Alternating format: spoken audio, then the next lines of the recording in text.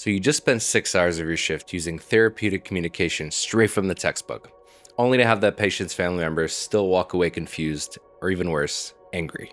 I know exactly what that feels like, because let me tell you a secret that the nursing school textbooks just won't.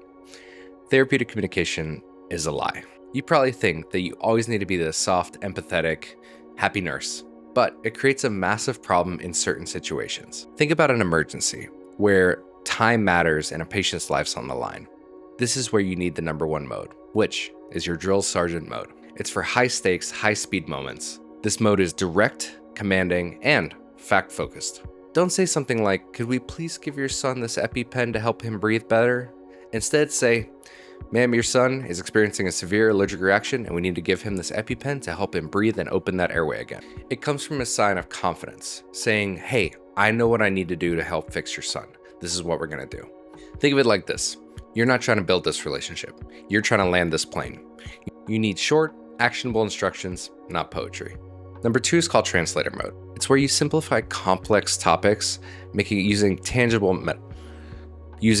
metaphors. For each piece of jargon, you immediately follow up with a simple analogy.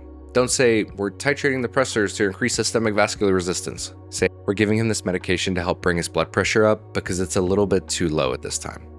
It saves you time and increases their trust. A confused family member is an anxious family member, and an anxious family member is much more likely to question your competency. A common mistake that new grads make is treating every single patient like a passive participant. Like, "All right, here's your meds."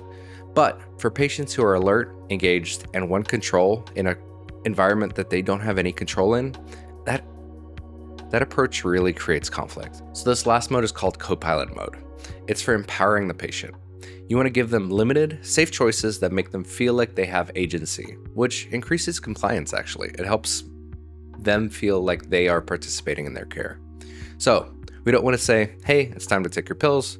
We say, "I have your pain medicine and your anti-nausea medicine. Which one would you like to take first?"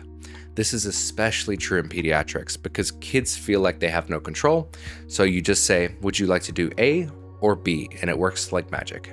It isn't about giving up control. It's about sharing that safe control that you already have in the environment.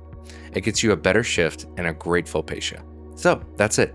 Forget the textbook definition of therapeutic communication. You now have 3 tactical communication modes: the drill sergeant, the translator, and the co-pilot. Learning these modes will drastically improve your next shift. Follow and subscribe to the channel. I hope y'all have a great day. Thank you for watching.